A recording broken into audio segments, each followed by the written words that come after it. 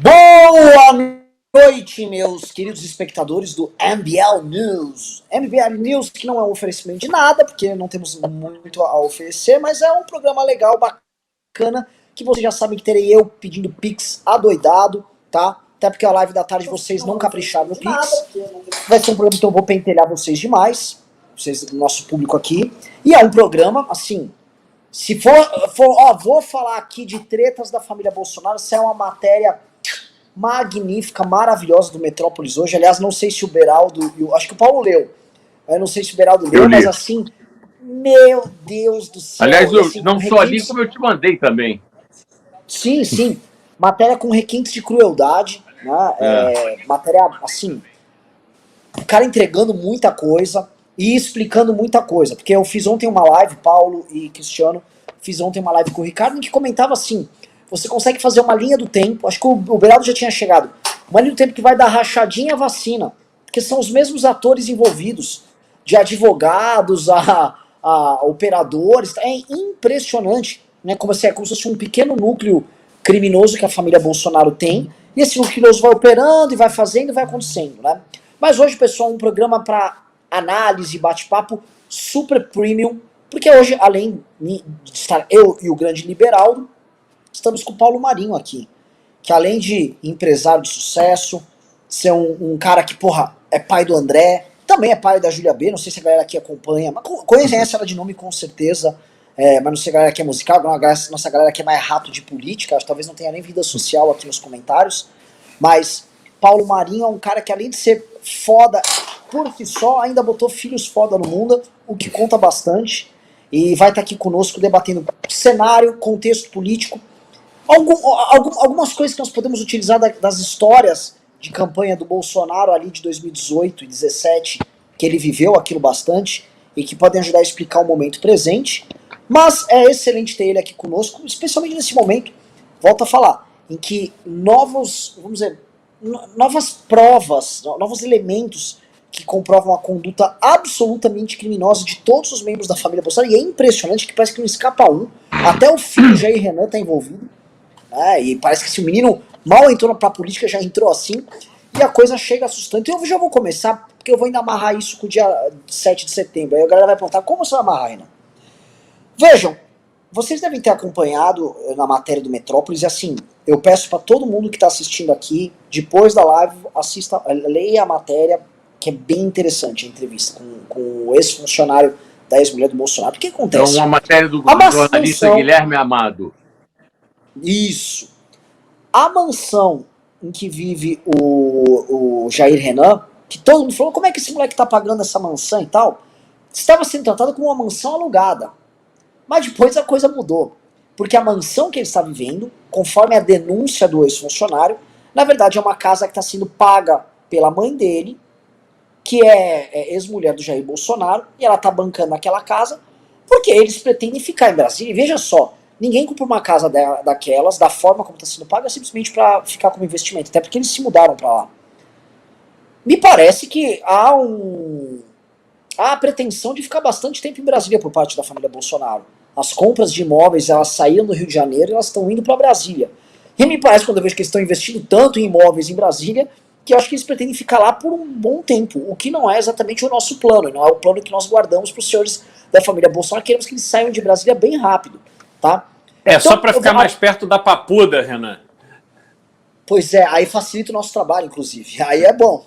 Então, vou começar, assim, Beraldo, já vou arrematar a bola para você, esse escândalo e o que a gente pode hoje, né? Ontem você trouxe várias pistas do STJ, da Justiça do Rio de Janeiro sobre o caso do Carlos Bolsonaro. A coisa tá piorando e a coisa, assim, a família tá sendo pega. Isso talvez a gente explicar, inclusive, dia 7. Como a gente vai desatar isso? Eu acho que hoje é um programa de Sherlock Holmes. Vamos desatar o nó da família Bolsonaro e pedindo aqui pra galera, pra eu não precisar ficar implorando, mandem o Pix aqui, tá aqui embaixo, tá? suporte@mbl.org.br. Mandem o Pix, que é a forma de a gente bancar a manifestação. Os custos estão aumentando vertiginosamente na reta final, tá? Assim, só de despesa que a gente tá tendo agora no Rio e Brasília, tem uma conta aqui pra gente de 34 pau pra pagar entre hoje e amanhã, horrorosa, odeio pagar coisas, é horror. Enfim, só agora para isso, fora os impulsionamentos. Então, Cristiano Beraldo, tá? Bola é tua.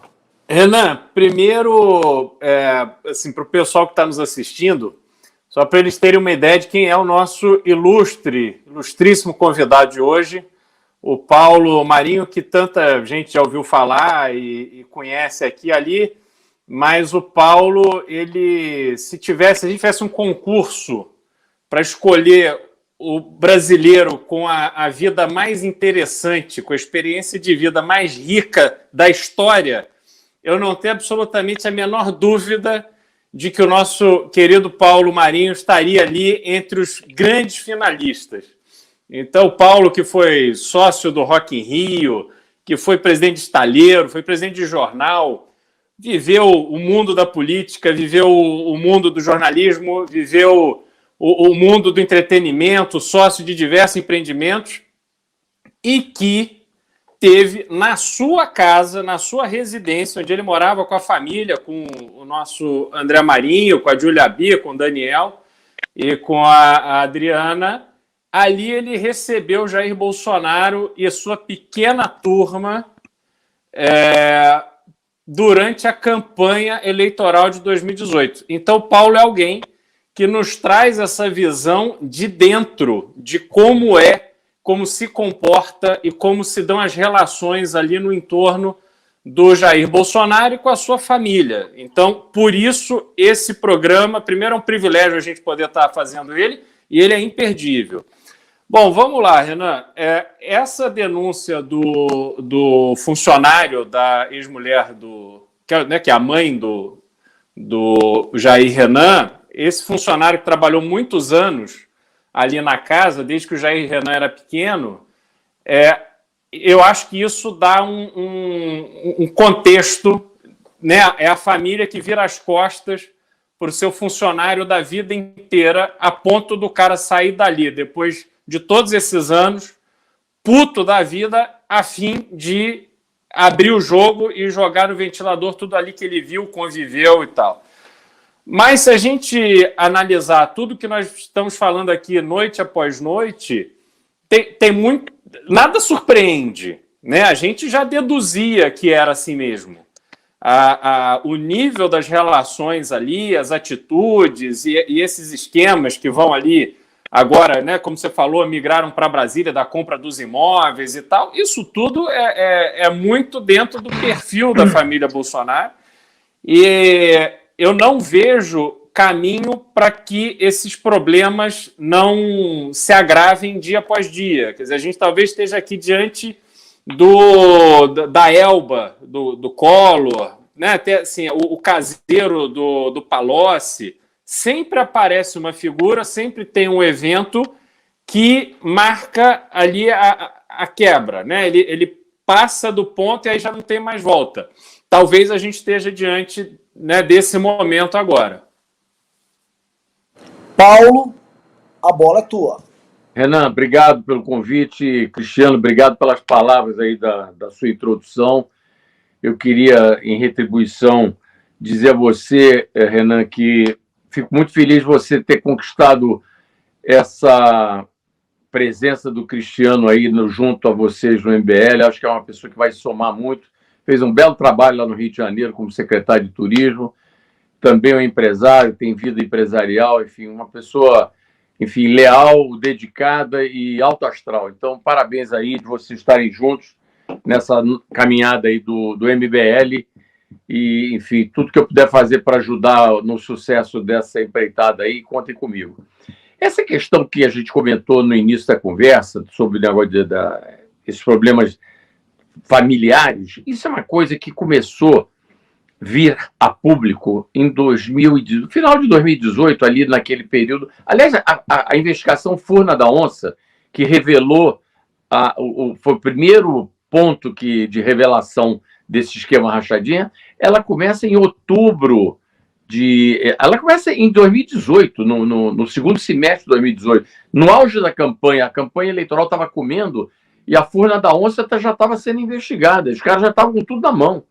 Eu, aliás, enfim, contei numa entrevista à jornalista Mônica Bergamo aquele episódio de que entre o primeiro e o segundo turno tinha já uma articulação ali para segurar a onda daquele noticiário para não prejudicar a candidatura do capitão Bolsonaro, porque nós estávamos entre o primeiro e o segundo turno.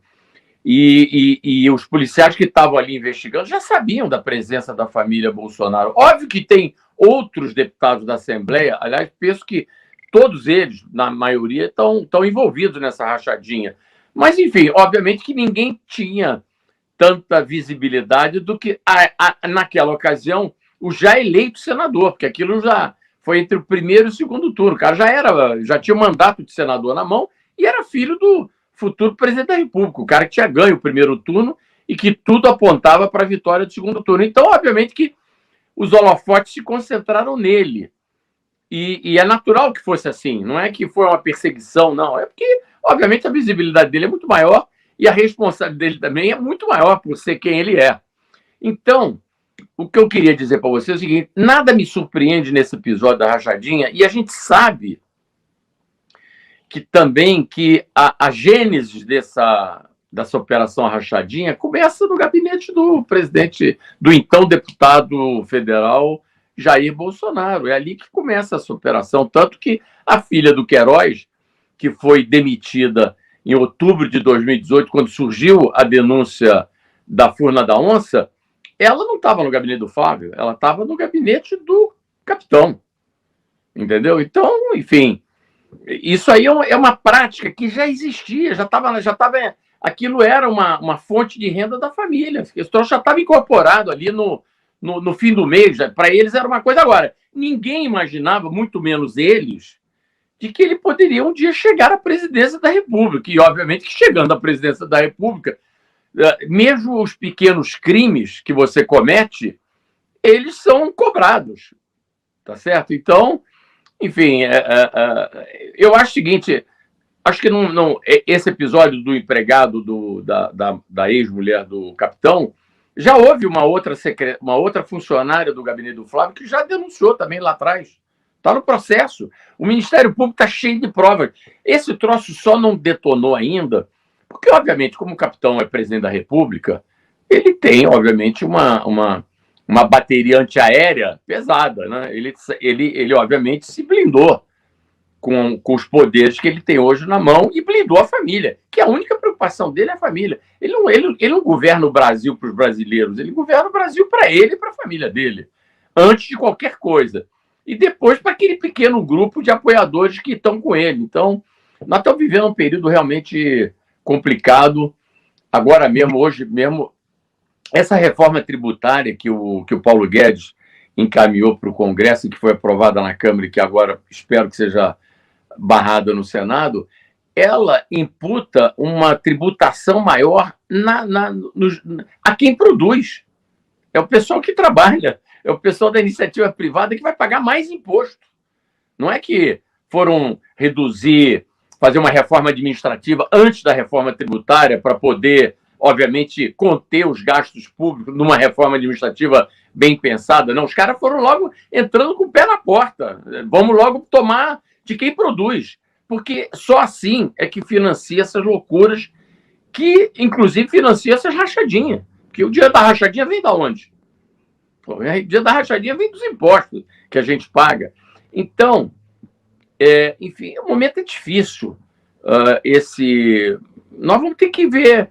Também não acho que vai ter impeachment do presidente, acho que ele vai, com essas ameaças que ele faz todo dia, de que vai ter golpe, essas bravatas do capitão, porque tudo é bravata, ele vai ter golpe nenhum. Pô. Imagina se os militares, esses generais, brigadeiros e almirantes vão, na hora H, bater continência para o capitão e entrar nessa aventura institucional, enfim, antidemocrática, para depois os caras pagarem. Porque, obviamente, a história está aí, é só recorrer à história.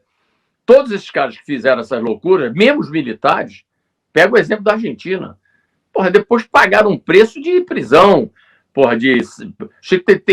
alguns morreram na prisão na Argentina. Então, você quebrar a ordem institucional de um país como o Brasil, nesse momento, eu acho muito difícil que uma aventura como essa prospere com pessoas responsáveis, entendeu? E aí as pautas do capitão são sempre aquelas coisas mais ordinárias, né? Quer dizer, é aquela coisa do nível dele, dos amigos, da família, aquela coisa ali dele, entendeu? Ele está sempre propondo a pauta que ninguém tem interesse nessa pauta, quer dizer, negócio do voto impresso. Por que está preocupado com o negócio de voto impresso, pô? Que essa coisa, esses vetos que ele fez hoje, essas alterações da Lei de Segurança Nacional, o fake news, a primeira coisa que ele se preocupou foi vetar o negócio de fake news, porque, pô, ele sabe que está nesse negócio aí. Então, obviamente que eu participei dessa campanha em 2018 e de uma maneira muito próxima. Então, obviamente que eu tenho uma penitência para pagar agora em 22. Minha mulher disse para mim que eu preciso subir a Igreja da Penha pelo menos umas 20 vezes de joelho. Enfim, alguns acham que é pouco. Mas, enfim, eu não imaginava, sinceramente, não imaginava que o governo Bolsonaro fosse ser o que é hoje, entendeu? Obviamente que quando eu me juntei ali a pedido e convite do meu saudoso amigo Gustavo Bebiano para entrar nessa campanha, foi achando que nós estávamos derrotando o PT, que era, enfim, a quem tinha que ser derrotado, porque nós estávamos vivendo aquele ambiente que todos vocês se recordam, daquela roubalheira institucionalizada no governo. E aí é o seguinte, só quem se apresentou em condições de derrotar o PT foi o capitão.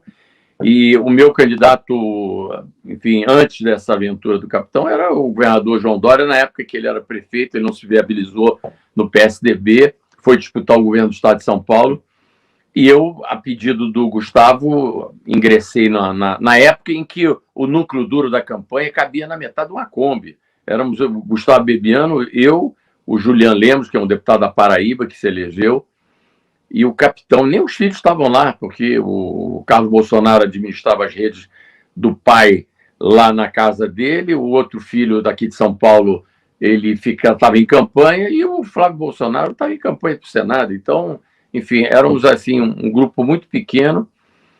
Mas, enfim, eu imaginava que realmente ele fosse ter uma postura diferente chegando ao governo. E também por conta dos auxiliares que ele estava trazendo para o governo. Quando ele trouxe o Sérgio Moro, o cara foi buscar o jeito que acabou com a corrupção institucionalizada no Brasil, né? Porque eu trabalhei no setor naval há muitos anos, fui vice-presidente de uma mega indústria de construção naval e de offshore. Eu conheço, enfim, desde essa época, como funcionavam as coisas nesse mercado das grandes empreiteiras. Aquilo ali era uma república separada do Brasil e cujo presidente era o Marcelo Odebrecht. Enfim, ele que comandava aquela república. Aquilo não era uma empresa, aquilo era uma república. Eles tinham poder de uma segunda república. E fizeram o que fizeram, e aí chega o Moro, bota esse troço para desandar.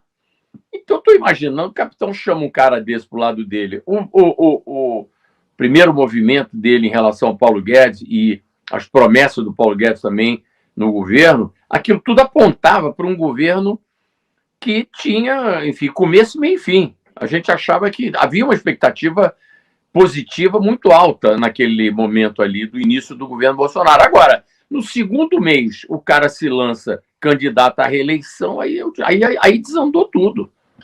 Começa ali.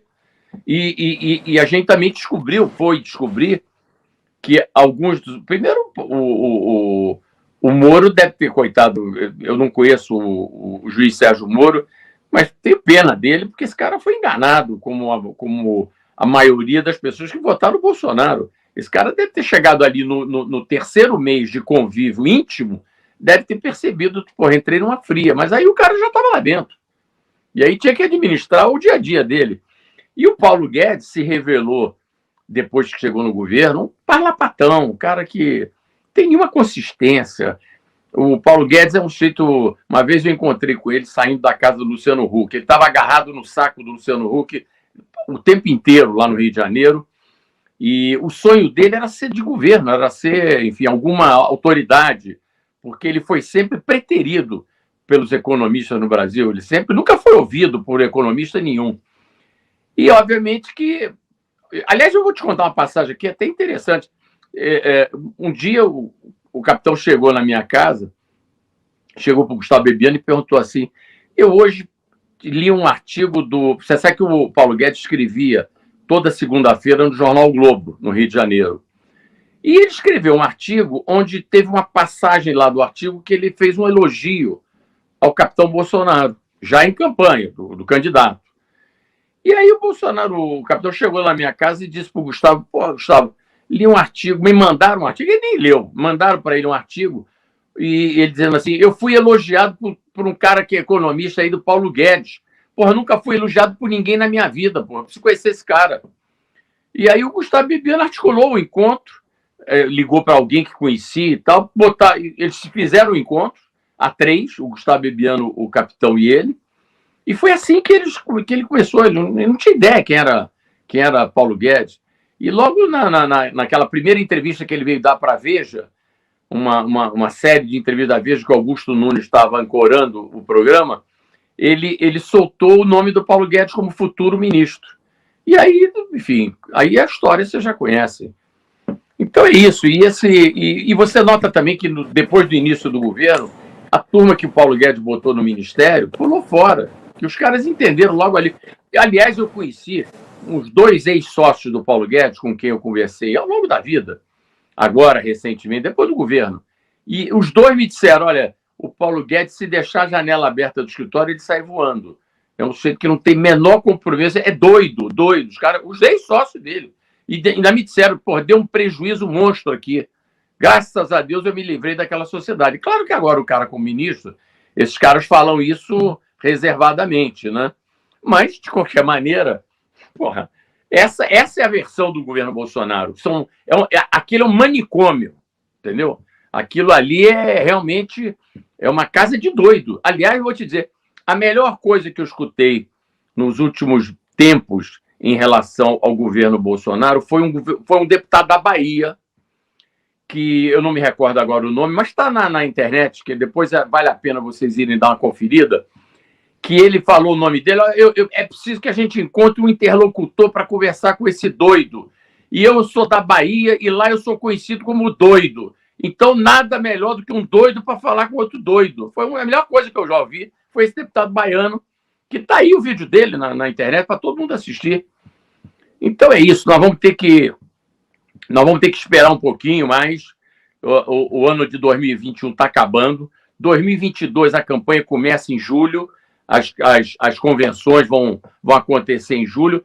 O capitão não vai ter o Adélio. Adélio vai estar em cana, esperando por ele lá na prisão, porque eu não tenho nenhuma dúvida que o capitão Bolsonaro, após o término do mandato, ele vai ter que enfrentar a justiça e tenho quase certeza de que vai pernoitar lá junto com o Adélio. Então ele não vai ter o Adélio não vai estar em Juiz de Fora. E eu sei o quanto o episódio do Adélio consolidou a candidatura do capitão, porque eu estava ali, estava em Juiz de Fora, enfim, vi esse troço acontecer e eu vi o que aconteceu depois do episódio do Adélio. Aliás, o Adélio foi no dia 6 de setembro. Foi agora. Sim. Enfim, foi na véspera da eleição, né? Porque o Bolsonaro estava balançando naquele momento. Ó, tinha o desfile de 7 de setembro. O capitão estava na minha casa gravando e disse assim, pô, vou levar você para o desfile de 7 de setembro amanhã. Vamos chegar lá às 5h30 da manhã. Eu digo, pô, capitão, não dá para chegar um pouquinho mais tarde, não? Eu disse, não, vamos chegar às 5h30 da manhã lá no 7 de setembro. E ele, no dia 6, foi para Juiz de Fora. E de lá, meu amigo, a campanha acabou. Ele tinha uma semana de campanha. Tinha acontecido 2 debates. O primeiro debate na Bandeirantes ele foi relativamente bem, porque ele falou pouco. E no segundo debate, a Marina Silva jantou ele. Então, ele só teve... Você bem lembrado, ele tomou um pau no segundo debate. Foi no segundo que o Reinaldo Azevedo também deu uma catucada ali, ele não soube responder, ficou todo confuso, né? Não sei se vocês lembram. Exatamente. Então é o seguinte, no primeiro debate ele foi bem, no segundo a Marina Silva jantou o capitão, ele ficou tonto, desarticulado, não falava coisa com coisa. Aliás, era o único candidato que estava sentado, os outros todos estavam em pé. Eu me lembro isso, me recordo disso. Eu acho que ele não aguentou o tranco, sentou, teve que sentar, mas enfim... E aí, 6 de setembro, meu amigo, vem o nosso Adélio cometer aquela insanidade E, porra, deu a eleição. Ali, a eleição acabou ali. Eu fui visitar o capitão 2 dias depois no Hospital Einstein, junto com o Gustavo Bebiano. E aí entrei no quarto dele, ele estava sentado na cama, com aquele avental de hospital, e disse para mim assim, para o Gustavo Bebiano: olha, agora a gente não precisa fazer mais nada, ganhamos a eleição. É só administrar o tempo. E eu achei que ele estava certo, porque quando eu cheguei no hospital para visitá-lo, eu cheguei para o Gustavo e digo: Gustavo, dá uma olhada o que tem de câmera de televisão aqui na porta desse hospital. Vamos contar aqui. Tinham 32 câmeras. O noticiário do Brasil estava dentro do Hospital Einstein e ele ficou ali com todo... Nós tínhamos 8 segundos de televisão no primeiro turno. Era dizer boa noite, acabava o tempo. E ele passou a ter todo o tempo do Jornal Nacional para ele. Então, sabe quando tudo, até o que você faz errado dá certo? Foi essa campanha do capitão. Então é o seguinte, dessa vez não vai ter o Adélio, vai ter que explicar essas rachadinhas. Nós estamos vivendo um momento terrível no país. Porra, o capitão conseguiu acabar com o Uber. Você sabe que não tem mais Uber no Rio de Janeiro, porque os motoristas não estão mais indo para a rua fazer o trabalho deles no Uber, porque não tem condição de pagar gasolina. Essa conta a comissão do Uber, mais o gasto da gasolina não fecha a conta. Está dando prejuízo. Quer dizer, o preço da gasolina, preço da cesta básica.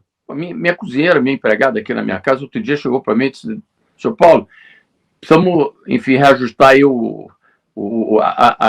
a semanada aí do supermercado, que aumentou tudo. Ela falou para mim. Então, esse é o ambiente. O dólar do jeito que está. Meu irmão, antigamente o brasileiro podia... Nós me empobrecemos demais com o dólar do jeito que está.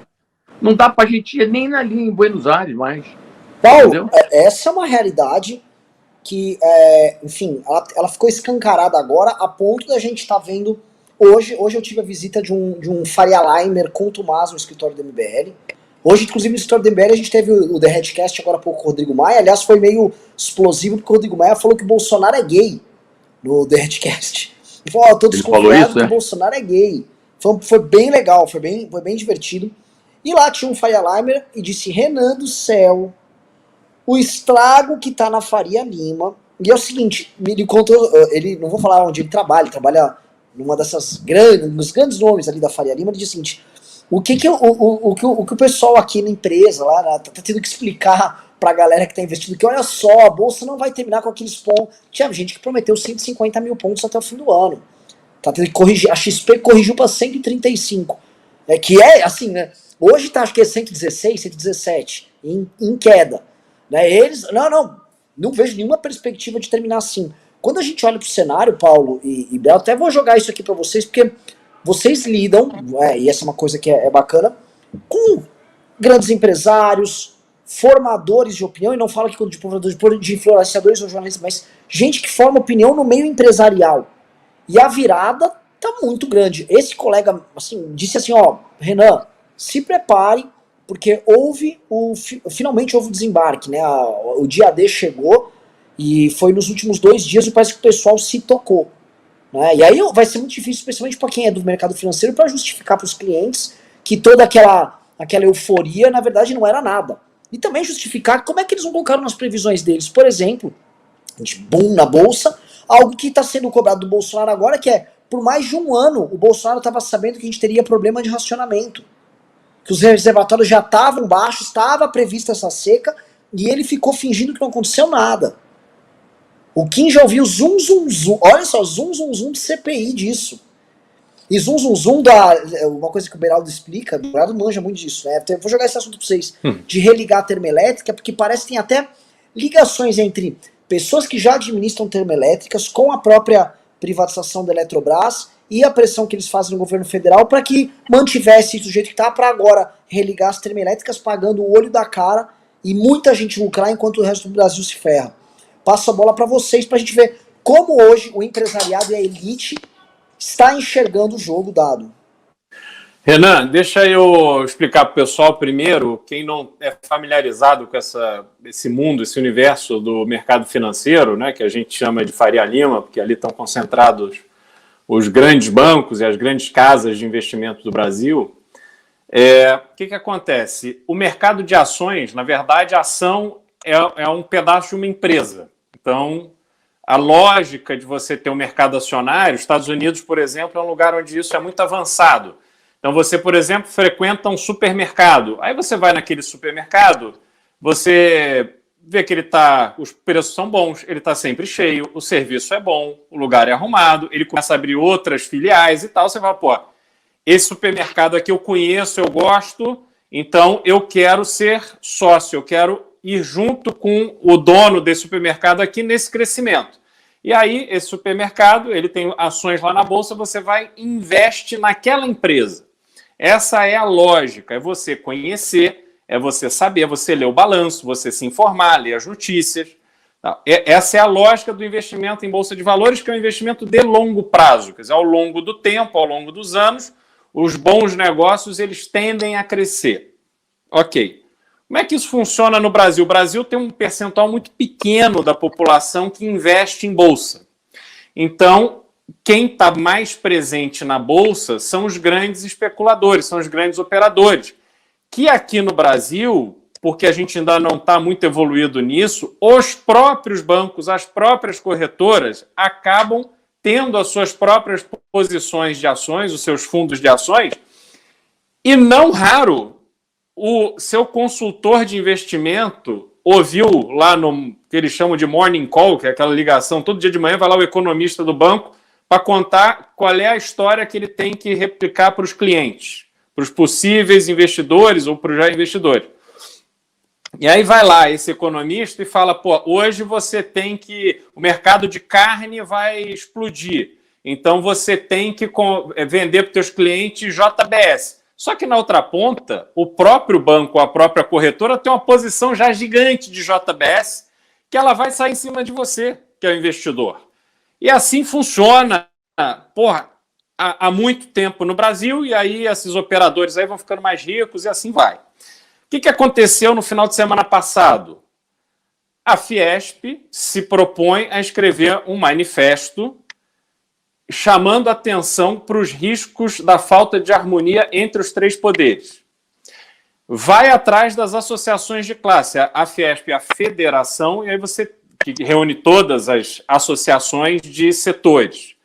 E aí essas associações acham que é uma boa iniciativa assinar aquele manifesto para que as empresas se posicionem, que essas entidades que representam as empresas se posicionem, porque elas já estão enxergando que não adianta as empresas surfarem, obviamente, quando você tem real desvalorizado, né, o dólar para cima, inflação subindo e esse mercado financeiro bombando, tanto é que a gente provavelmente vai bater recorde de abertura de capital de empresas na Bolsa esse ano. Quer dizer, a gente vai ter, acho que são 42 empresas indo à Bolsa esse ano. O que isso quer dizer?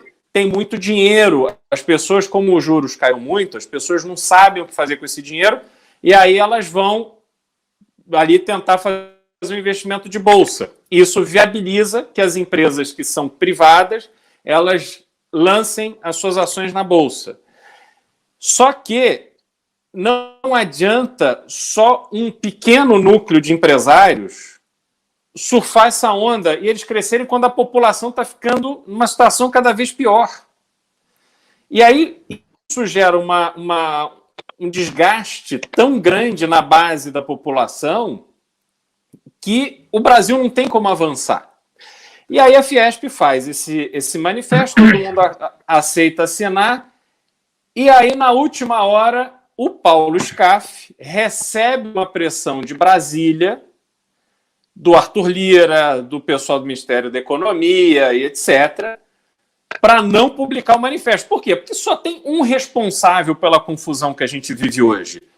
É o presidente da República. Porque a gente aponta aqui a responsabilidade do Guedes, mas quem colocou o Guedes lá foi o Jair Bolsonaro, e quem mantém o Guedes lá é o Jair Bolsonaro. Então, esse manifesto, obviamente, cairia no colo do Jair. E aí esse movimento acontece e a Fiesp recua. O Paulo Scaff não publica o manifesto. E o que fazem as associações, inclusive do agro? essas associações, de forma independente, começam a se manifestar no sentido de dizer, olha, esse caminho aqui não dá mais para ir, a gente está desembarcando. E aí você olha para o mercado financeiro, para chegar na sua colocação. O mercado financeiro, Renan, tem que ter atrás dele as empresas de verdade. O mercado financeiro, ele opera transformando esses projetos concretos, que são as empresas, com as suas forças e com as suas fraquezas, e transformam isso num sonho dourado para o investidor. Então, se as empresas desembarcaram, não tem mais como a Faria Lima ficar contando historinha para os clientes. Não tem mais como você ficar... Porque, vamos lá, lembra da história das 42 empresas que vão abrir capital na Bolsa. Quanto mais a Bovespa tiver para cima, mais essas empresas vão estar valorizadas na hora da abertura de capital. Mais os empresários vão ganhar dinheiro e mais os bancos que são comissionados nessas operações vão ganhar dinheiro. Deixa eu te interromper um pouquinho aí, senão a gente vai ficar dando aula de economia aí para os nossos, enfim, para a nossa plateia. E o pessoal está querendo ver sangue, entendeu? Então é o seguinte, vamos esquecer isso tudo, porque é o seguinte, quem vai pagar essa conta é o andar de baixo, meu amigo. E o andar de baixo vai pagar essa conta, primeiro, pelo custo da inflação, que já está pagando. Você não tem ideia do que tem de gente pedindo emprego no Rio de Janeiro, gente saindo do Rio de Janeiro, vindo tentando vir para São Paulo, que acha que aqui a condição de vida está melhor, e está mesmo, porque isso aqui 40% do Brasil é São Paulo, e é um estado que está sendo bem administrado, então, as pessoas querem desembarcar aqui para tentar a vida. Mas o resto, enfim, a situação é crítica, é a inflação, é a questão dos juros aumentando, né? O Banco Central, toda a reunião do Copom aumenta a taxa de juros. Enfim, todas as conquistas que o Brasil teve em outros governos estão indo para o ralo, meu amigo. E agora é o seguinte, nessa circunstância, o capitão não está nem no segundo turno. O capitão não vai para o segundo turno. Pode anotar isso que eu estou dizendo. Todo mundo que... Quando eu falo isso, os caras acham que é isso, o capitão tem... Tá, é ele, o Lula. Eles se alimentam porque eles precisam, achar que o outro vai ser o adversário. Porque só tem uma chance dessa equação dar certo para os dois. É eles se enfrentarem. Mas isso não vai acontecer. O capitão não está no segundo turno. Eu acho que a terceira via, essa que a gente tanto fala aí, eu acho que alguém vai surgir, ocupar esse espaço e o capitão vai derreter daqui até o final. Não tem uma notícia, não tem uma perspectiva. E outra coisa, de novo, a única pessoa que poderia tirar o capitão dessa situação seria a economia. A economia está entregue para outro doido. Então acabou, meu irmão. Esse jogo está jogado. Paulo, essa é uma coisa que a gente comenta aqui no programa. Eu fico muito feliz que você está comentando isso. O Beraldo também vinha comentando nas outras lives, que é a perspectiva do Guedes enquanto um idiota, né?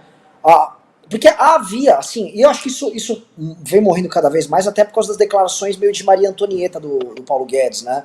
A economia tá bombando, dane-se se a luz subiu. Tipo, o PIB caiu menos.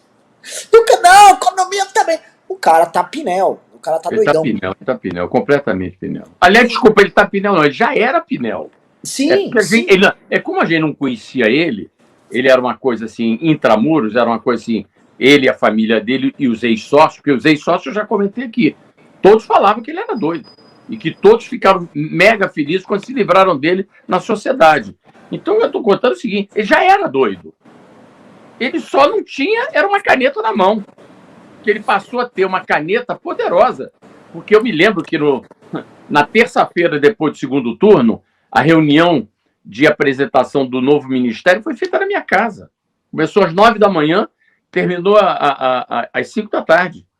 E aí o Paulo Guedes queria tudo para ele. Ele queria o Ministério de Minas e Energia para ele, queria o Ministério de Planejamento para ele, e queria tudo para ele, tudo. E aí, tanto que numa hora da reunião, eu que estava ali, enfim, eu era pato novo, não estava nadando fundo, né? Porque pato novo não nada fundo. Eu fiquei na minha, mas teve uma hora que o capitão perguntou, Paulo, você não quer fazer algum comentário? Aí eu disse assim para ele, capitão, olha, o dia do Paulo Guedes é igual ao meu, tem 24 horas. Ele, com esses 4 ministérios que ele acabou de botar aí nessa nova desenho ministerial, Ele provavelmente não vai ter tempo para cuidar disso. Eu acho que pelo menos o de Minas Energia podia ficar fora. E confesso a você que ele acabou acatando essa minha sugestão e ficou Minas Energia de fora, porque ele queria Minas Energia para ele também. Então é o seguinte, aquele é um doido, meu irmão, eu sei o que eu estou te falando, o cara é doido.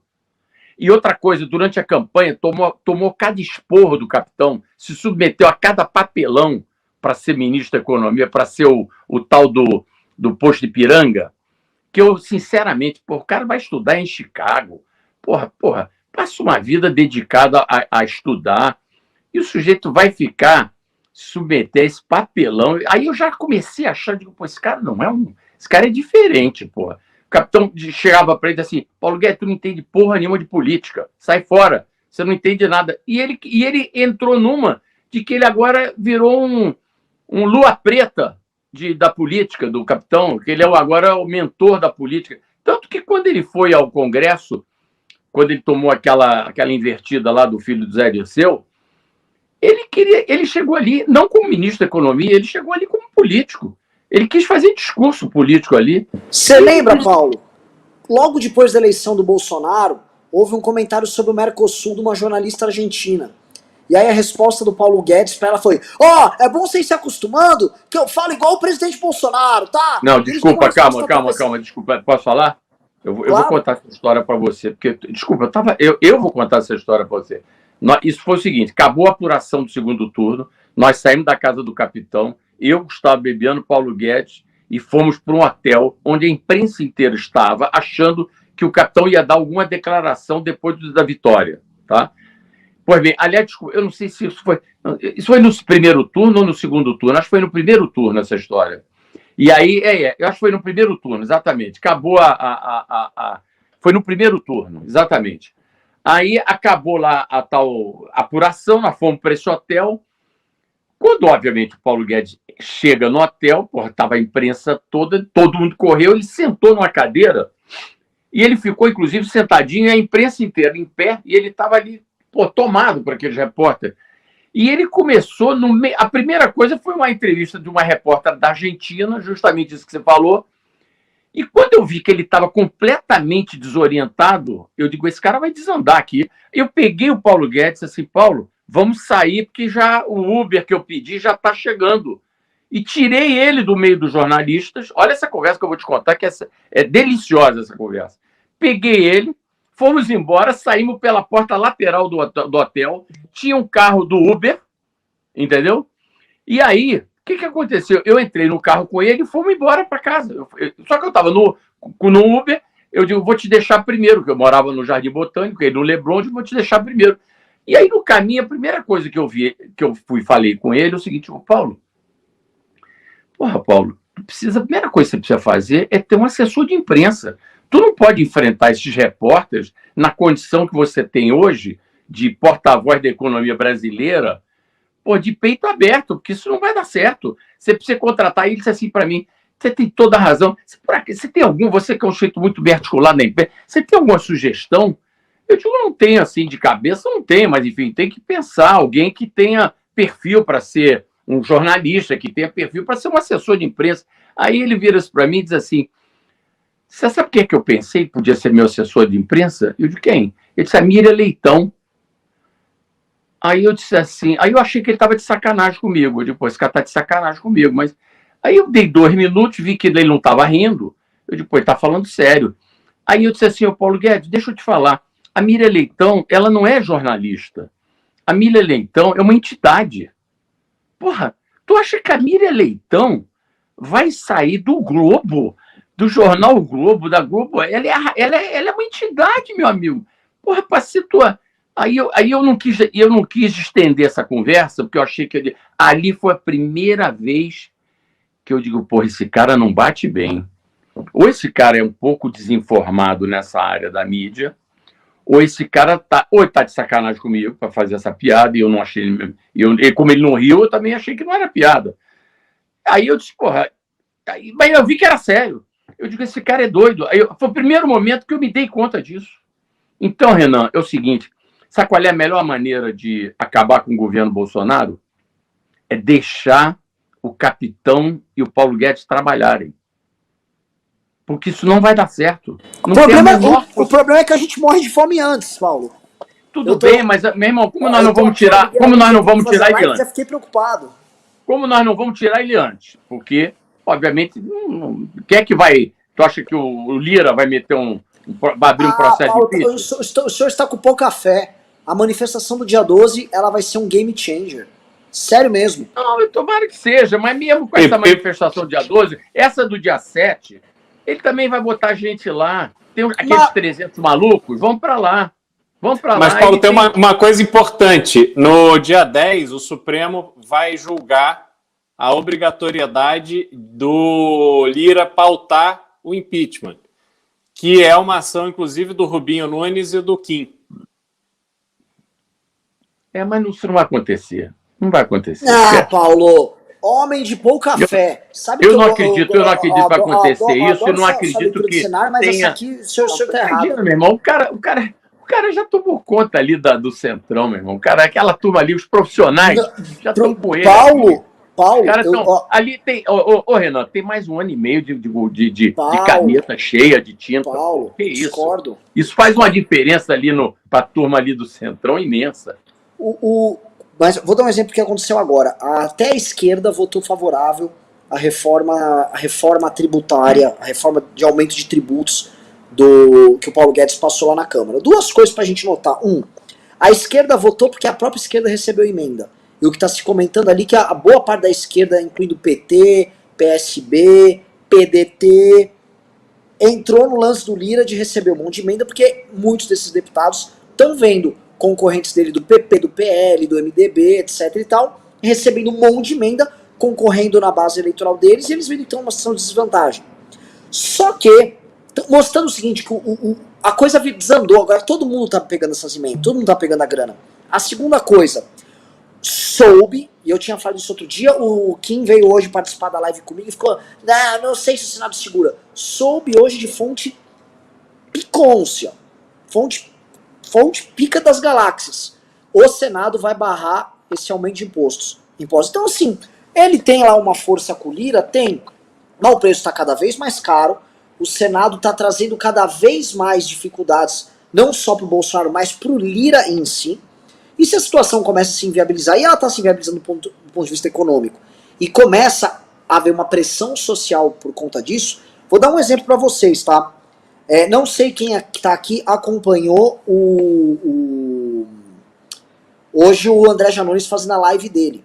A live do André Janones foi a maior live de convocação de manifestação de todas, tá? Tá com mais de 30 mil compartilhamentos no Facebook dele e subindo. E foi ele tratando do dia 12, ele não estava convocando dia 7, ele estava convocando dia 12. O dia 12 está crescendo, não estou falando que o dia 12 derruba o Bolsonaro. O dia 12, tendo um bom tamanho, que não precisa ser gigante, vai fazer com que a gente convoque outra em outubro. E outra, e cria-se um horizonte de manifestações igual foi a Dilma. A Dilma não caiu em 2014, quando veio a primeira. A Dilma foi cair em 2016. Então eu não digo que o Bolsonaro vai cair de pronto, não é nada disso. Agora, a situação nossa econômica e política, ela tá inviável. E se dia 7, eu devolvo pra você, Paulo, devolvo pro Beraldo agora pra gente dar a bola. E se o dia 7, não digo que o Bolsonaro vai dar golpe nenhum, mas ele começa a ficar flertando com discurso golpista, coisa que ele já tá fazendo e vai fazer, e vamos supor que alguns gados taquem pedra no STF, entrem na área do STF, isso não é que eu digo que é possível, eu acho que isso é provável. Não vai haver uma tomada de poder, mas vai haver uma... Eles vão ter que fazer algo. Algo vai precisar ser feito por parte da militância bolsonarista. E eles vão lá e partem para isso. Para quê? Quebram vidraças no STF, entram no STF, são tirados da fonte. Não tem. Isso aí esquece. Esquece, Renan, Paulo. 300, olha aqui, posso contar uma cara? Não é o 300, não, Paulo. Os caras estão levando algumas dezenas de milhares de pessoas para Brasília e o discurso da convocação é sobre golpe. Talvez eles esperem que vai aparecer um monte de caminhão blindado para fazer isso. Desculpa, o esquema do golpe, ele prega o tempo inteiro. Não tem a menor dúvida disso. Esse que é o jogo dele. Aliás, desculpa, o golpe é a única salvação para ele. Porque como ele sabe que na eleição não vota, ele não ganha. Então você concorda que ele vai tentar não ficar só no discurso do golpe. O golpe é uma tentativa real da parte dele. O primeiro que me contou essa história foi Gustavo Bibiano, que disse para mim, no terceiro mês de governo, Ele disse, porra, ele vai virar a mesa. Falou para mim. Sim. E o Gustavo conhecia a alma do capitão. Desculpa, eu não conhecia porque eu não tinha, enfim, intimidade maior com ele, mas o Gustavo tinha. O Gustavo conhecia a alma do cara. Ele disse para mim, ele vai virar a mesa. Agora, o que eu não acho é que ele tenha esse ambiente favorável para essa virada de mesa. Não, eu concordo contigo, Paulo. Ele não vai. Eu não acho que o Bolsonaro vai dar golpe nenhum. Mas eu acho, olha só, ele tá com 2 dos filhos dele que não tem foro privilegiado, com a justiça num caos. Um é o Jair Renan, um moleque que virou lobista aos 18 anos, sei lá. E 22. Outro e o outro é o Carlos Bolsonaro, que também não tem foro privilegiado. E assim, tem mais rachadinha lá do que o Flávio. E puta que pariu, estão abrindo a boca, que é uma coisa que não acontecia no Flávio, assim. Né? Tem gente já abrindo a boca e entregando. Aliás, eu acabei de, agora, enquanto a gente estava aqui falando, acabei de receber algumas mensagens do Guilherme Amado, mandando essas matérias que ele fez hoje com esse empregado aí. Já tem vídeo, áudio, cacete aí. Tá? Não, o negócio tá horroroso ali. E assim, como ele já tinha um discurso. O meu ponto é, Paulo, ele já tinha um discurso golpista, sempre quis, operou em nome disso. Isso eu tô contigo, desde o começo de 2019. A questão que agora ele tem uma janela pequena para tentar isso, porque a popularidade dele hoje está na casa dos 22, 23% e em queda. Ele vai para casa dos 19, 18, 17, logo mais. Eu sinceramente, eu não acredito nesses 23, não. Eu acho que isso aí essa conta não deve estar bem feita, não. Duvido que tenha 23% da população brasileira apoiando o capitão. Imagina, esse cara ele tá crucificado. Não vejo ninguém falar bem dele, porra. Nem aquela turma que estava com ele. Aliás, outro dia eu tenho um conhecido meu que é ali da tropa dele e tal. Outro dia ele comentou comigo que, porra, vamos chegar em casa de volta do palácio às 4h30. Porra, é um preguiçoso do caralho também, desculpa a expressão. Ele não trabalha, porra. Ele não gosta de trabalhar, nunca trabalhou na vida. Entendeu? Ele fica lá no palácio, ali naquele gabinete lá da biblioteca, com aquela turma do gabinete de ódio, com os filhos e tal, tuitando aquele troço ali. Isso é o que ele sabe fazer. Entendeu? É preguiçoso. Então, quem é que vai dar golpe para um cara preguiçoso, porra? E negócio de golpe é um troço que dá um trabalho imenso para você articular um golpe. Imagina. Porra. Mas eu também não acho que ele vai conseguir. O lance ele tem uma militância que tá hoje achando que vai ter algo. Ontem, compartilharam, Paulo, eu não sei se você chegou a receber, eu acho que o Beraldo talvez recebeu, compartilharam uma suposta nota da Abras, em que a Abras, a Associação Brasileira dos Supermercados, recomendava que as pessoas fizessem estoque de carne em casa e tal, que ia acabar porque ia ter um desabastecimento, e também falaram que o Bolsonaro iria nos prender, ia prender o MBL por causa da manifestação do dia 12, ia ser preso pelo Bolsonaro e tal. Beraldo talvez fosse preso por tabela, que tá aparecendo muito agora, já nem mal entrou, já ia preso. Não, veja bem, Renan, eu vou te contar, eu acabei de receber antes dessa nossa live, 15 minutos antes, me ligou uma amiga minha, me perguntando, Paulo, você que conhece um pouco da política e tal, você acha que eu devia comprar alguns dólares, mandar lá para fora, para ter uma precaução, um colchão, algum dinheiro lá fora, para amanhã, se der um problema de um golpe, eu ter algum dinheiro lá fora? Eu disse, olha, eu acho até que você podia fazer um colchãozinho lá, se você tem realmente essa preocupação. É sempre bom ter um dinheiro em moeda forte, porque, porra, a nossa já foi pro saco, entendeu? Mas, de qualquer maneira, o importante aí é você... Eita, caiu. Paulo caiu. Caiu. Mas, Renan, eu vejo o seguinte, o Paulo, quando voltar aqui, eu vou reforçar isso com ele, mas o impeachment, ele vai criando o seu momento... Voltou. Então, é só para dizer o seguinte, essa pessoa que me ligou, o que eu quero dizer é o seguinte, esse ambiente que está sendo construído de caos parte justamente dessa premissa, de que, como é possível um golpe, as pessoas estão numa insegurança total. Isso afeta tudo, afeta a economia, afeta o humor das pessoas, enfim, afeta tudo, entendeu? Agora, Paulo, eu acho que a questão do impeachment, ela tem, né, uma série de ingredientes. E os ingredientes, eles estão se apresentando, né? É a insatisfação do popular, em razão do aumento muito expressivo do custo de vida, ao mesmo tempo que você não tem uma melhora daquilo que o governo tem a obrigação de oferecer à população. Você tem a estrutura política se desgastando, quer dizer, o presidente a cada dia ficando menor com essas denúncias, esses desgastes. De tudo que a gente viu de promessas do Bolsonaro, a tendência hoje eu já acho que é esse 7 de setembro ser mais um tiro de festim, né, no estilo daquele do acupunturista de árvore, daquele desfile de sucata em frente ao palácio.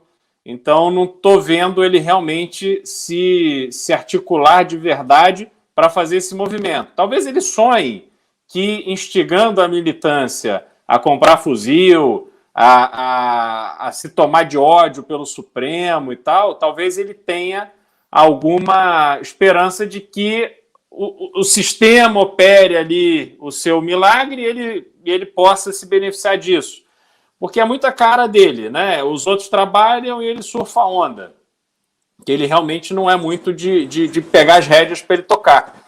Então, e conforme ele vai diminuindo nas pesquisas, essa conta o Centrão está fazendo, todo mundo político está fazendo. Quer dizer, aquele voto de ontem da reforma no imposto de renda, onde a base do governo vota junto com o PT, é porque não tem mais base do governo. O que é essa base do governo? Né? Qual é o que é exatamente essa separação?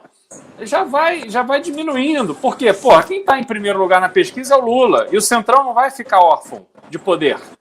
O Centrão vai abraçar quem ele precisar abraçar. Né? Então tem uma análise do Kim, que fala sobre orçamento, que depois do orçamento aprovado diminui muito a dependência do executivo, a influência do executivo no legislativo. Então, eu não tenho dúvida de que o timing dessa manifestação ele é extremamente favorável. E aí eu reforço, Renan, quando essa manifestação foi marcada, isso foi lá em julho, se não me engano foi começo de julho, a gente estava a 60 dias da data da manifestação do dia 12, o cenário era completamente diferente. Foi um tiro no escuro. Sim. Se a gente tivesse na situação que a gente estava há 60 dias, cara, provavelmente hoje a nossa live estava com 700 pessoas, não com 3 mil. Entendeu? Mas a coisa foi degringolando de tal forma porque foi prevalecendo, óbvio, o Bolsonaro fazendo cada vez mais besteira, o Paulo Guedes cada vez mais sem saber o que fazer para resolver o problema da economia e o povo tomando no rabo todo dia. Cara, a gente vai pagar a nossa conta de luz mais cara da história esse mês de setembro, Renan. Porra. Deixa eu fazer uma pergunta rapidinho. Ruim. Não, assim, é bizonho. E isso porque foi prometido pelo Paulo Guedes que agora a recuperação ia estar bombando. Só pedir um negócio pra galera aqui rapidinho. Cadê o Paulo Guedes? Volta aí o Paulo Marinho.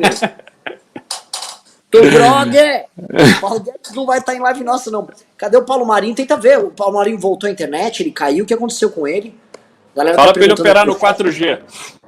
Tenta ver, pra botar no 4G pra não ficar caindo a internet. Tava com a conexão, não tava boa. Agora, pedir pra galera, vocês mandaram pra gente R$ 1.700 de Pix aqui.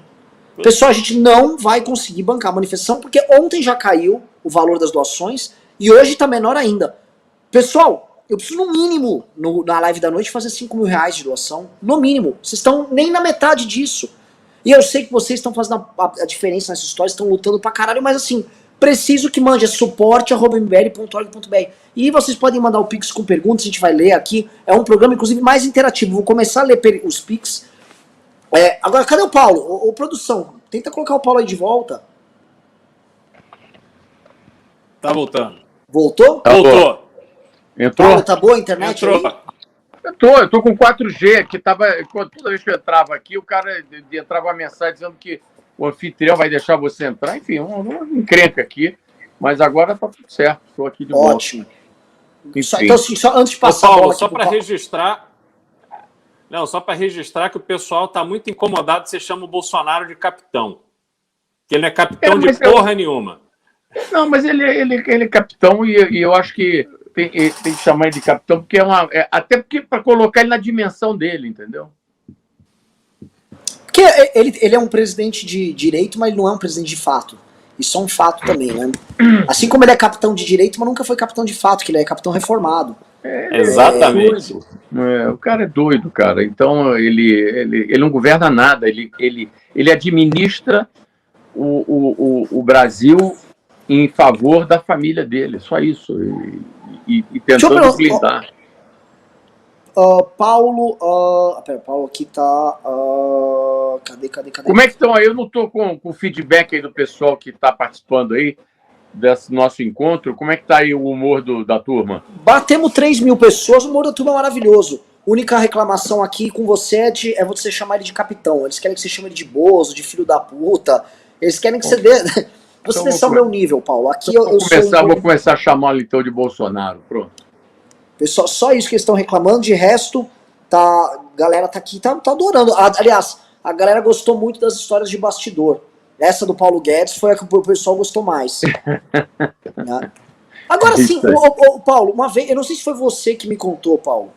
Alguém me contou uma vez que durante os treinamentos para os debates ali das eleições de 2018, o Paulo Guedes tentou chamar o Bolsonaro para falar de economia. O Bolsonaro estava com o menor saco e queria ficar assistindo um jogo do Palmeiras. Não, ele ficava lá. Estava na minha casa e não era debate, não. Era o dia da entrevista da Globo News, que tem aqueles jornalistas todos ali em volta daquela entrevista dele.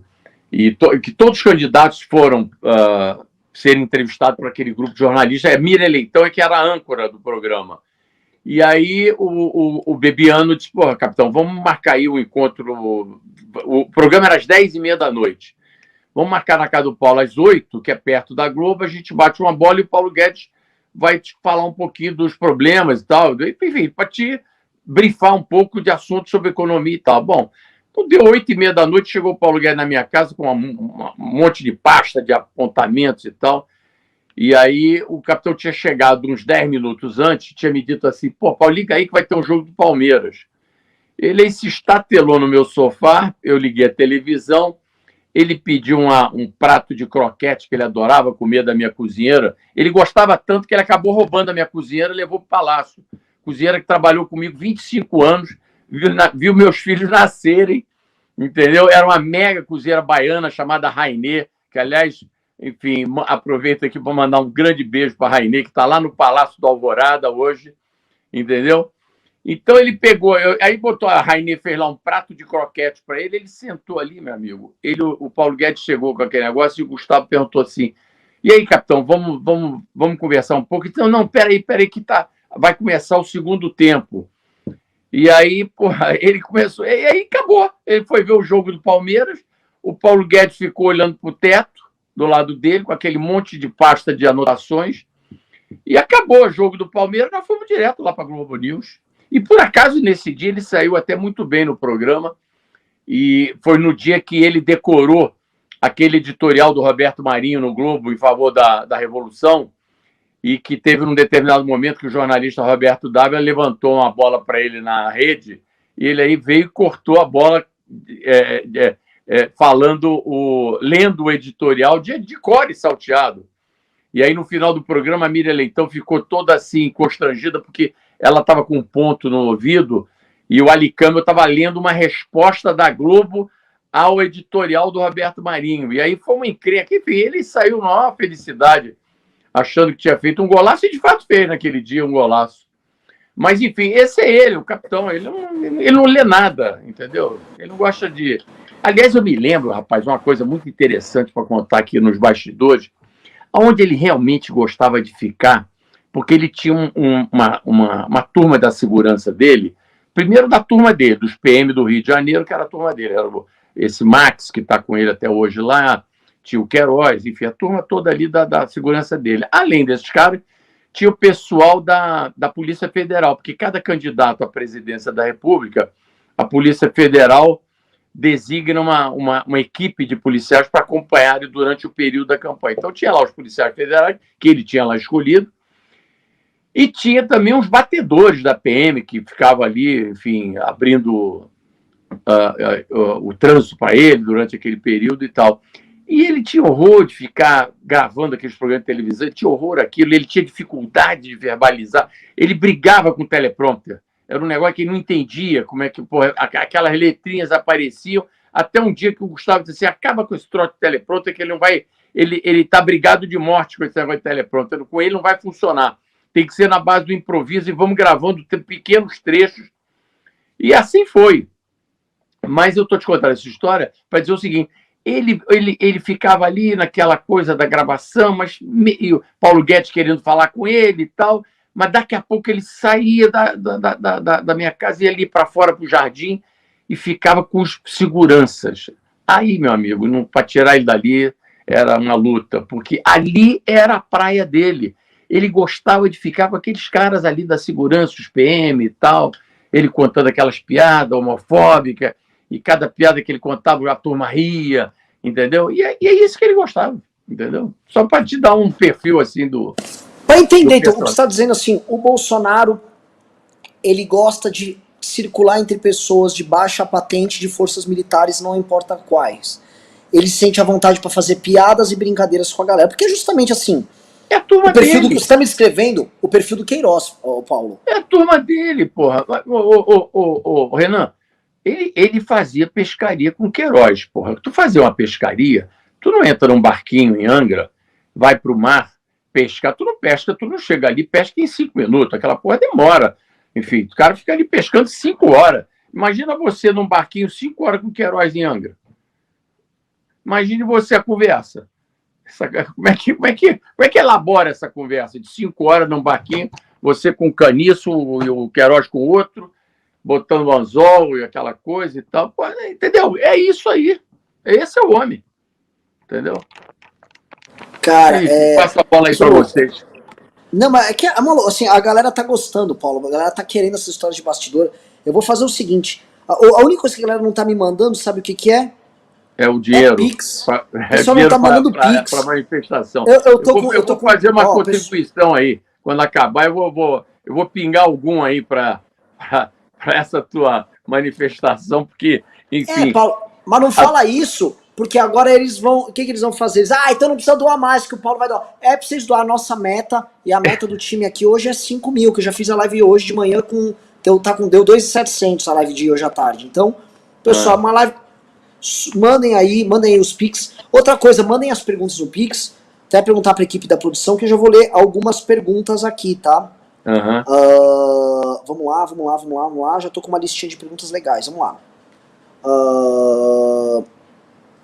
O Rodrigo Heinzen falou: que timaço participando hoje. Terceira via está crescendo, até partes da esquerda estão aderindo. Até o Peninha já defendeu a terceira via no último vídeo dele.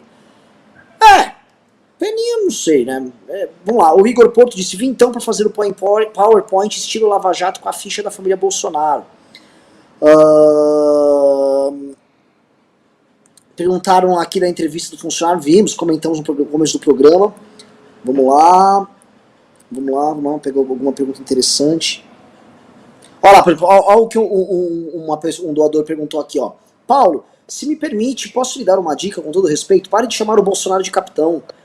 Soa subserviência e não dá credibilidade moral. Sei que você é um homem muito polido, gentil e não é a sua intenção, mas não é bom pra quem ouve.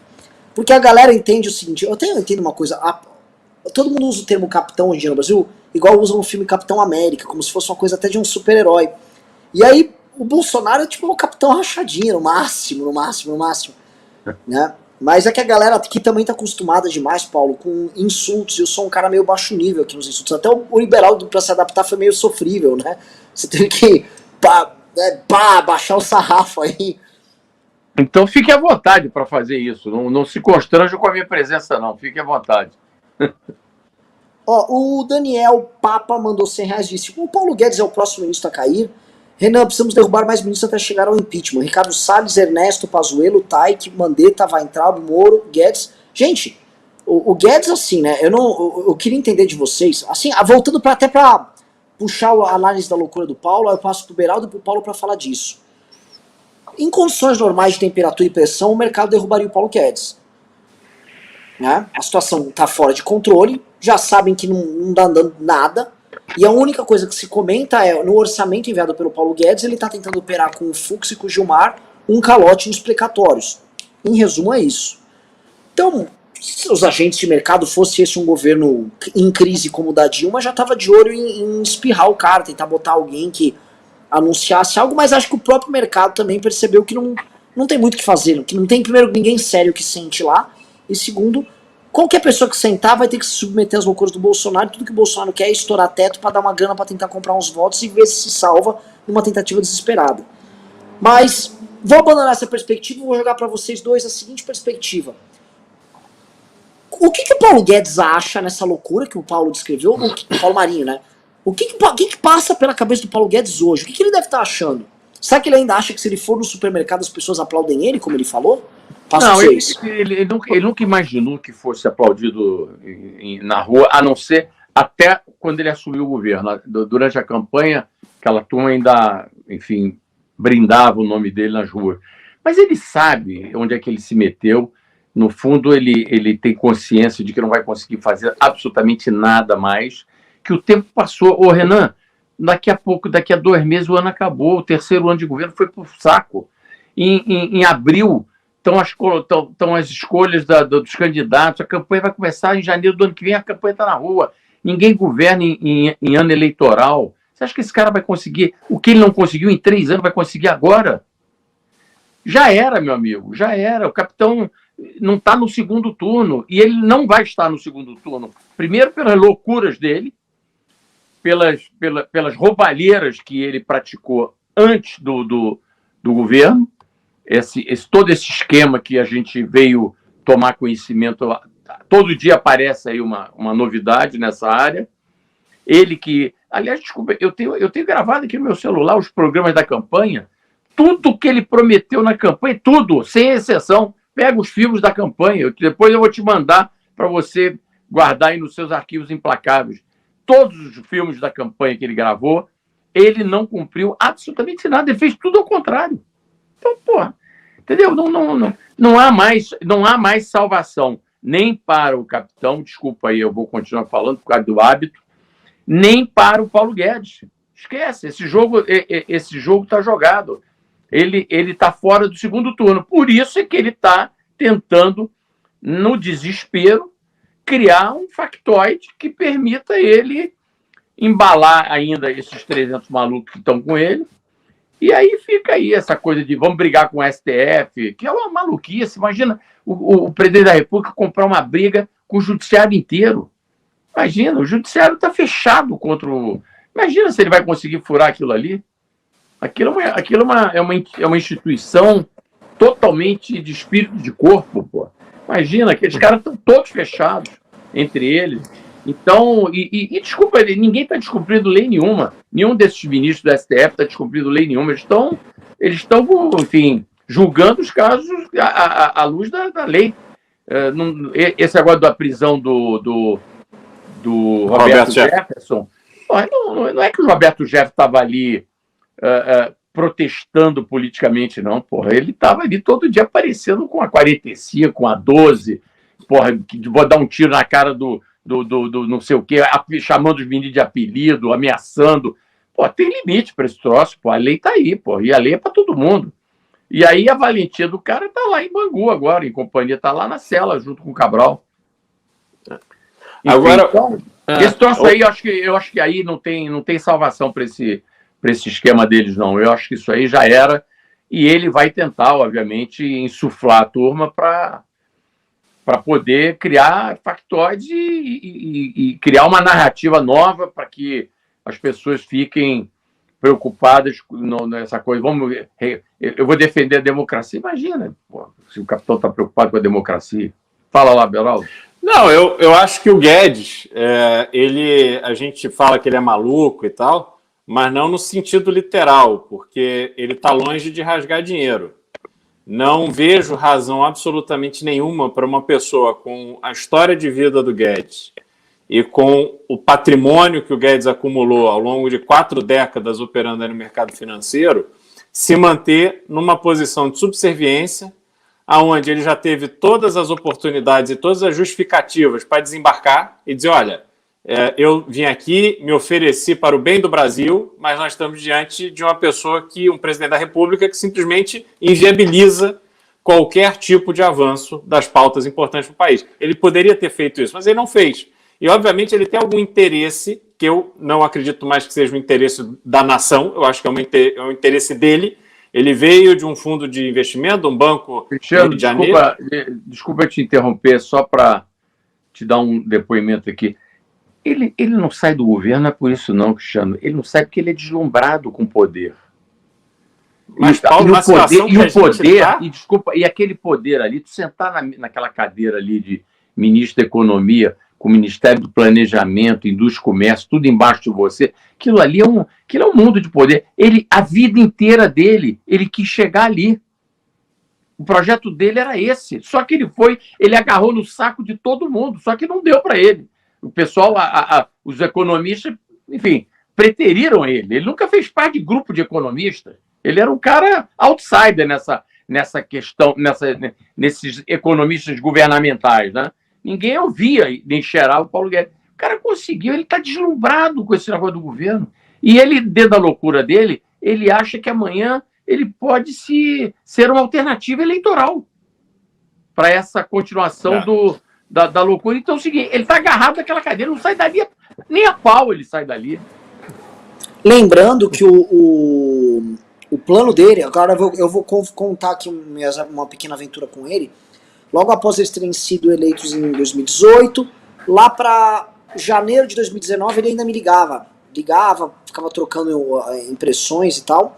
E ele veio falar, não, o Bolsonaro vão ser 4 anos aqui, ele vai fazer uma arrumação geral no Brasil, vai dar um tapa, acabar com essa putaria, a gente faz as reformas que precisa fazer, deixa o Brasil ajeitado, e o próximo presidente tem que ser alguém com um perfil mais executivo, empresarial, também compromissado. Eu falei, entendi, acho que você tá falando que é você. Eu não falei, não, eu falei, você tá só pedindo falar, Paulo, é você, né? Paulo, é você o candidato, né? Mas ele tinha uma vontade real. Alguns amigos dele que participaram do ministeriado dele e que hoje estão fora ali, né? Estou dando pistas aqui, pessoal. Se vocês forem espertos, vão saber. Pessoas de Minas Gerais mencionavam isso e havia todo um plano construído para até tentar lançar ele pelo Partido Novo. E não deu certo. Assim, ele foi derretendo e caindo pelas tabelas de uma maneira muito humilhante, a ponto dos parceiros dele tendo que abandonar ele e fazer um jogo duplo. O que aconteceu, até comentar com vocês, né, é que essa turma do movimento liberal brasileiro, Rodrigo Constantino, para citar, você vê que eles estão sendo obrigados a criticar as coisas e eles criticam de uma maneira subserviente, feia. Não estou conseguindo concordar com isso. Como se, assim, não é que ele achou uma merda, ele não está conseguindo concordar, ele está fazendo um grande esforço para concordar, mas mesmo assim não está concordando, né? Então, assim, ele mesmo no texto dele, ele entrega, assim, que é uma tentativa real dele em concordar, o que mostra que ele tá, na verdade, dando um recado pro Guedes. Guedes, tá difícil, assim, o que você tá me pedindo não tá fácil. Só, assim, puta que pariu, cara. Agora, assim, é uma turma muito distante da realidade, né, muito distante do mundo real, porque o Paulo Guedes, ele não mudou o discurso. Ele veio tentar justificar o PIB negativo, falando, não, na verdade, o crescimento começa agora. O crescimento é nesse trimestre, vocês vão ver agora. E aí saiu um material sobre a produção industrial em julho, que foi uma queda horrorosa, julho. Então não está nem no trimestre observado que teve a queda. Julho já está no trimestre, no próximo trimestre que ele falou que vai ser muito bom, e já começou uma bosta. Então, o que esse cara tá fazendo lá? Sabe, é um troço muito louco, muito louco. E eu ainda tento achar se há alguém ainda sério. A ministra Tereza Cristina, mas dá para entender que o agro brasileiro, né, a própria Confederação da Agricultura, não importa o governo, tem alguém deles lá, porque o agro é o único setor econômico brasileiro que consegue estar presente e precisa estar presente, porque senão também passam a perna neles, é um setor visado, muita ONG em cima e tal. Eu vou ler mais algumas coisas aqui, mas também vou reclamar público. A meta é 5, pessoal, vocês mandaram 3 mil reais. A meta é 5. 5. Vamos lá, vou ler os pics aqui. O Matheus Ribeiro disse, André Marinho é sensacional, se tornou a voz da sensatez no pânico. Quando ele veio no MBL News? Eu vou chamar ele um dia. Na verdade, já chamei o André. Então, o André Marinho, posso garantir a você que o André Marinho é muito melhor do que eu. vai ser, a turma aí o Ibope aí do André Marinho vai ser muito mais alto que o meu. Então, sugiro que você faça esse convite a ele para que ele venha, enfim, desfrutar da companhia de vocês em breve, viu? O André tá popstar no Pânico e aconteceu isso que a pessoa que mandou o Pix falou. O André é um menino maravilhoso, ele, enfim, sempre foi um ótimo estudante durante a vida acadêmica dele. Ele é muito preparado. Você sabe que quando eu viajei para o exterior, todas as vezes que eu viajava com o André para o exterior, toda vez ele entrava no avião, eu olhava, ele tinha 2 livros com ele, no mínimo. Ele entrava no avião, começava a ler, desembarcava no destino, ele estava terminando de ler os livros dele. O André tem muito conteúdo, é muito preparado, enfim, o André tem um futuro brilhante. Além de ser um filho maravilhoso, que eu sou apaixonado, e, enfim, é uma pessoa, um ser humano maravilhoso também, para os amigos, para todo mundo. Ele vai bombar, a hora dele vai chegar já, não tem a menor dúvida. Mas eu acho que essa guerra que ele tá vivendo no Pânico foi muito boa para ele. Eu também acho. Aliás, a experiência do Pânico foi muito boa para ele, deu a ele uma popularidade muito grande, deu a ele... Você fazer um programa ao vivo numa rádio com a audiência da Jovem Pan todos os dias, te dá uma experiência, te bota num nível de experiência muito alto. Eu acho que foi uma excelente oportunidade que surgiu na vida dele e que acho que ele soube aproveitar a oportunidade. Isso é o que é o mais interessante. Só comentar um negócio que rolou na live anterior, né? Houve o The Hatcast hoje à tarde e o Rodrigo Maia, assim, falou também que, além dele falar que o Bolsonaro é possivelmente gay, falou que quase saiu na mão com o Paulo Guedes, acho que deve ter sido na época das discussões ali da reforma da Previdência. Cara, que caos. E voltando isso do André, gente, só respondendo, né, o André é isso que, assim, primeira vez que eu ouvi o André, eu recebi um áudio que ele mandava as imitações dele por áudio, por celular, e aquilo ficava rodando. E cá entre nós aqui, ele tem um talento nessas imitações. É muito difícil você fazer o que ele faz. Você precisa ter um dom para aquilo ali. Eu, às vezes, tento imitá-lo, tentando imitar alguém, eu não consigo. Aquilo é uma dificuldade imensa. E ele faz aquilo com uma precisão, um troço, é uma qualidade impressionante. Não é só a imitação do tom da voz, dos trejeitos, não. Ele se utiliza das palavras do personagem. Parece que ele entra no personagem. Exatamente. Exato. A imitação dele, a imitação que eu prefiro, assim, dos políticos que ele faz é a do Ciro Gomes. É muito porque boa. O André, assim, ele vai atrás de termos de economês do Ciro Gomes muito particulares e também de assuntos do Ceará que ele usa. Então ele usa esse cachorro de ele pega os termos e mistura com os termos econômicos e o baronato. Quando eles estão baronato. Ele provavelmente deve estar nos assistindo aí. Eu quero até aproveitar e mandar um beijo pro meu filho querido, dizer que eu te amo e que eu sou um grande admirador seu. É isso aí. E o André, só complementando a parte André que o cara mandou a pergunta, eu conheci primeiro os áudios que eu recebi, porque todo mundo queria saber quem era o cara dos áudios. Isso 2016, 2017. Eu recebia de amigos, olha esse... Eu falei, mano, esse cara é bom pra cara, quem é esse cara? Quando eu conheci o André, eu falei, mano, porque eu achava que era um humorista, um imitador. Mano, esse cara é inteligente pra um caralho. E aí quando ele tinha ido no escritório do MBL, isso já na final das eleições de 2018, foi na época que o Carluxo organizou uma série de ataques contra ele por causa de uma ligação do Trump, alguma coisa assim. E aí a gente defendeu o André. E eu falei, mano, esses caras são os psicopatas. Puta que pariu, né? Os Bolsonaro já e outra coisa também, Renan, eu, graças a Deus, eu tenho 4 filhos, né? E são 2 meninas e 2 meninos. E eu e minha mulher tivemos a sorte de educar muito bem os nossos filhos, porque, enfim, todos eles são pessoas arrumadas, enfim, do bem, que estão aí para servir de exemplo para os outros, entendeu? Todos tiveram uma vida acadêmica, sempre foram bons estudantes, sempre, enfim, são filhos maravilhosos, enfim, e são irmãos maravilhosos, se gostam. Então, eu tive a bênção e a sorte de ter uma família maravilhosa que eu me orgulho muito de ter construído, né? E acho que o André tem uma perspectiva na área de comunicação muito grande, porque ele além desse, como eu te falei, além do talento, dessa coisa, desse viés dele como comunicador, por exemplo, ele quando foi estudar em Nova York, ele foi fazer ciências políticas na Universidade de Nova York, e lá ele ficou quase 3 anos estudando. E ele sempre foi um bom aluno na universidade, entendeu?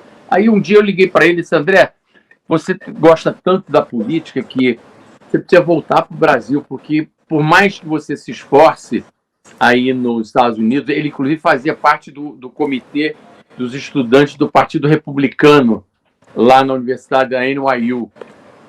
E eu dizia: você vai ser sempre um imigrante aí, volta para o Brasil, conclui esse curso aqui no Brasil, vai, enfim, se preparar e vem fazer a tua vida aqui e tal. Enfim, demorou um pouco para ele aceitar aquela ideia de voltar para o Brasil, mas acabou concordando de que era melhor.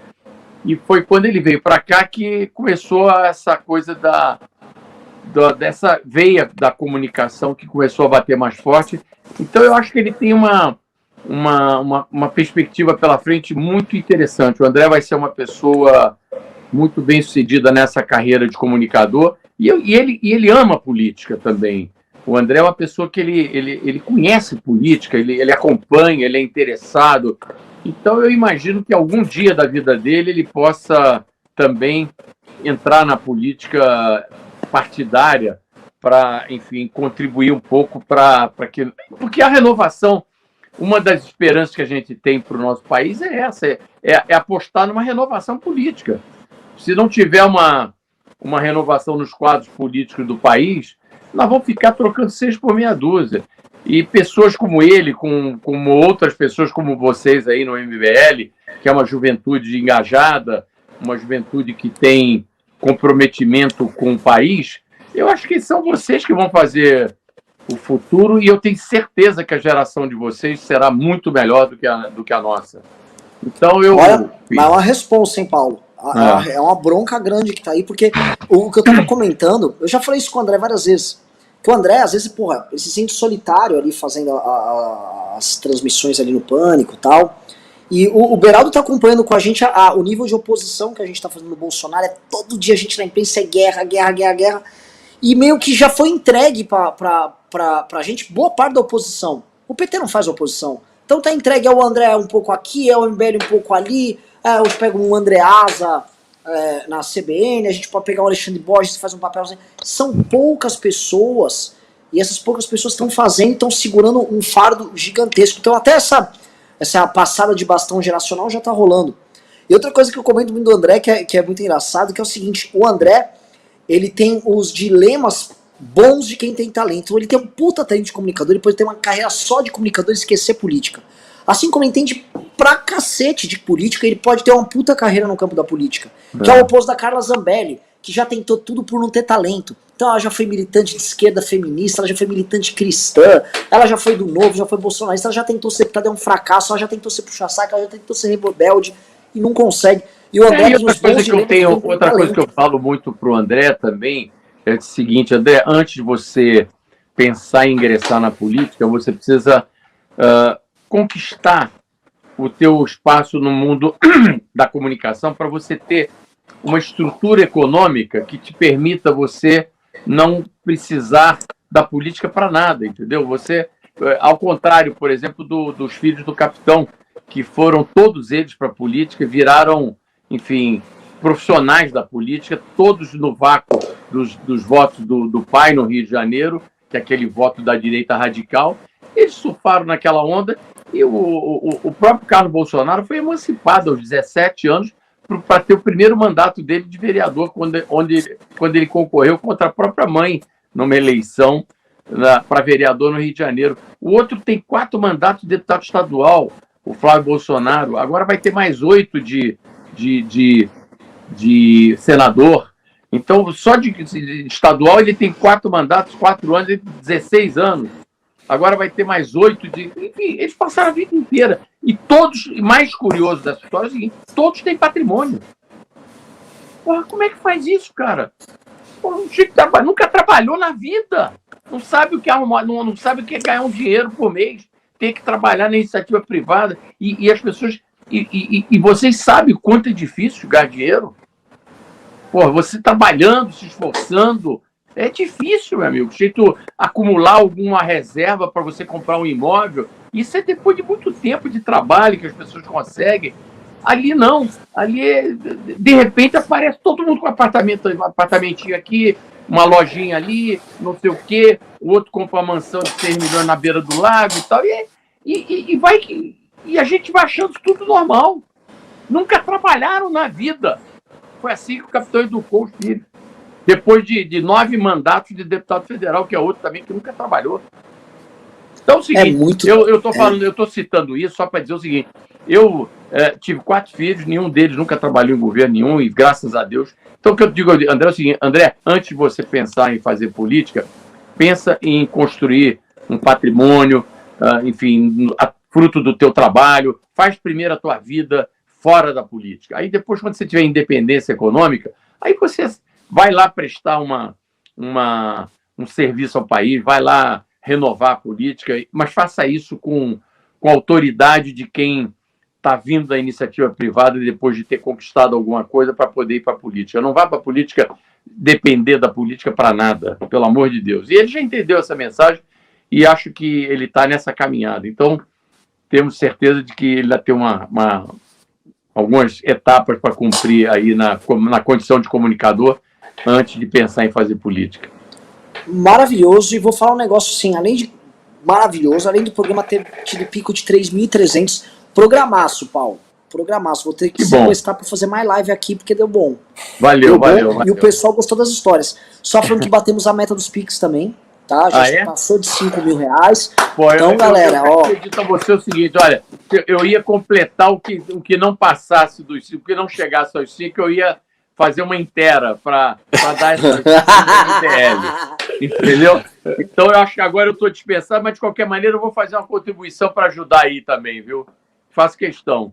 Eu gosto muito do trabalho político que vocês fazem e acho muito importante ter jovens como vocês, enfim, enfrentando esses desafios da política todos os dias. Eu sou fã de vocês e acho que vocês têm também um caminho muito... Vocês têm pessoas como o Arthur, o Kim, que estão na política, tem muita gente boa que tem origem no MBL, que já está fazendo um caminho na política de grande sucesso. O Kim e o Arthur são 2 exemplos disso, tem aí o Rubinho, vereador também, enfim... Tem muita gente boa aí com vocês. Te contar só a novidade, o Rubinho tá prestes, e assim, eu tô falando isso porque ele falou já por telefone na live agora, então não vou ter, não estou contando nada que ele não saiba que eu estou contando. O Rubinho tá prestes a pegar a relatoria da reforma da Previdência em São Paulo. É o vereador mais cotado para isso. Primeiro mandato. Então, e outra coisa, Renan, vocês precisam trazer mais quadros para levar para a política, que essa coisa precisa de quantidade também, não pode ficar restrito. Aliás, eu fiquei muito feliz quando eu soube que o Cristiano estava vindo aí para se juntar a vocês, para ajudá-los nessa tarefa, porque é muito importante essa renovação de pessoas cuja origem política de vocês, com o pensamento liberal de vocês, enfim, e capazes, com coragem. Aliás, eu vou te dizer, eu sou fã do nosso samurai lá na Câmara dos Deputados, o nosso Kim. Eu acho ele corajoso, eu acho ele um menino sério, eu acho ele, assim, tudo de bom. Se fosse eleitor em São Paulo, eu votaria nele sem dúvida nenhuma.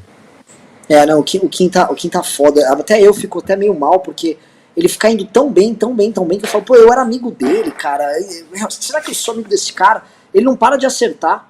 Agora ele conseguiu as assinaturas para fazer uma emenda ao Código Eleitoral, a bizarrice, lá tentando corrigir essa cagada. Eu acho que ele é um dos melhores deputados dessa legislatura na Câmara dos Deputados, sem dúvida nenhuma. Olha, eu diria que ele é o melhor dessa nova geração, viu? Mas, deixa eu ler as perguntas. Deixa eu ler aqui pra gente, porque muita gente mandou pix, eu vou ler aqui senão a gente vai se estender por algumas horas. O Leonardo Molman disse, esta é uma parcela de um freelance que fiz para bolsonaristas, ou seja, o gado aqui do Rio Grande do Sul financiando a manifestação. Pois é, ele transformou o freelance que ele fez para um bolsonarista em uma doação para a manifestação. O Emanuel disse, o que seriam essas manifestações robustas que vocês falam dia 12? Quantas pessoas? Eu não sei medir quantas pessoas, eu sei que tem que ter um tamanho relevante não precisa ser as maiores da história, até porque a gente não tem que ficar preso nos números que a gente teve em 2015-16. O Abel Molinari disse, fim de semana estaremos realizando adesivaço em São Paulo. Quem quiser participar, procurou o Instagram Medusas do Caos. O Rodrigo da Silva disse, o que vocês estão esperando para testar o nome do Arthur na Nacional? 4%, como os outros você deve ter para presidente? O Arthur pontuaria, mas mais fácil disputar para governador. O Marcelo da Silva disse, segue meu help, vocês são foda. O Vitor Rosa disse, aquela doação diária para ajudar a derrubar esse estelionatário. O Anthony Coelho disse, vamos tirar o Bonoro, esse é o máximo que posso passar por causa deste merda. O César Henrique disse, o que fazer em um possível governo PT? Oposição, bater e se preparar, porque será um começo solitário na oposição. Eduardo Marins disse, pra esse careca parar de chorar, careca no caso eu, e pede pro Marinho doar uns 50 mil pelo bem do país, e compra em dólar, segurança nunca é pouco. Não precisa forçar a mão no Paulo Marinho, não. O Paulo só de ter vindo aqui na live já ajudou a galera. Não, mas pode tranquilizar aí o seu colega aí, que eu vou pingar algum, pode ter certeza. Não, então vai ter um pinga aqui do Paulo, maravilhoso. Isso é bom. Porque é o seguinte, a gente tá na reta final, Beraldo foi o secretário hoje, o secretário tá ficando um par de dinheiro, Paulo. Que assim, caixas, agora a gente tá despachando material gráfico, tá um horror, cara. Tá indigno, mas tá gostoso indigno, assim, até aquela coisa de trabalho mesmo. Fernando tá com clima de impeachment, Renan? Tá aquele fermentinho, a coisa tá crescendo. O Fernando Alarcon disse, vamos derrubar esse imbecil, tem Faria Limer que pensa assim, Beraldo federal com Kim. Ô louco, Beraldo, já estão te jogando pra federal, vou te roubar lá do Arthur. O Nicolas Diniz disse, pela força. Senhores, podemos usar um slogan universal tipo hashtag sou brasileiro, eu mereço particulares? Não, é fora Bolsonaro. O Cauê Renatini disse, Liberaldo, me chama para ser seu estagiário, vou de graça para aprender, topa? Te mando meu currículo no Insta. Beraldo, tá Boa. pintando os liberalders. Paulo, você não tem ideia. O Beraldo veio participar das lives, ganhou a alcunha de Liberaldo, criaram um jingle pra ele. O Liberaldo, assim, as pessoas estão criando a campanha dele espontaneamente aqui. Esse negócio, quando o sujeito ganha apelido, é porque tá fazendo sucesso, viu? Pois é. Não, mas ele ganhou um jingle. Eu nem vou cantar porque ficaria meio cringe, mas... Mas olha, posso garantir à turma que está assistindo aí que vale a pena apostar nesse cavalo do Beraldo, que é gente da melhor qualidade. Obrigado, valeu. E toda ajuda é bem-vinda. E pessoal, assim, de perguntas acima de R$20, teve outros que mandaram. Outra coisa, tá? O pessoal fundiu aqui o seu capitão, Paulo, com o Croquete. Estão falando que o Bolsonaro é o Capitão Croquete aqui nos comentários. Todo mundo Capitão Croquete. Luca Meira mandou R$100. Flávio Schmael mandou também um valor legal. E a audiência foi boa, isso, não? Paulo. A audiência foi boa? A audiência foi boa? 3.300 pessoas numa live de política sem robô, que não é igual as da Jovem Pan. É live que não tem robô. Então aqui é o seguinte, 3.300 pessoas, isso aqui quando tiver publicado vai ser um vídeo de 40, 50 mil views aqui no canal. Uma live fica no canal de vocês? Fica, vai poder reassistir, fazer cortes e tal. Que bom. E aí eu falo pra vocês, pessoal, já estamos chegando aqui no final do programa, 22h43, programa maravilhoso. Eu vou até perguntar depois pro Paulo e pro Cristiano se a gente pode marcar outros. Galera, adorou a parte das fofocas. A audiência disparou quando começou a vir as fofocas do Paulo Guedes.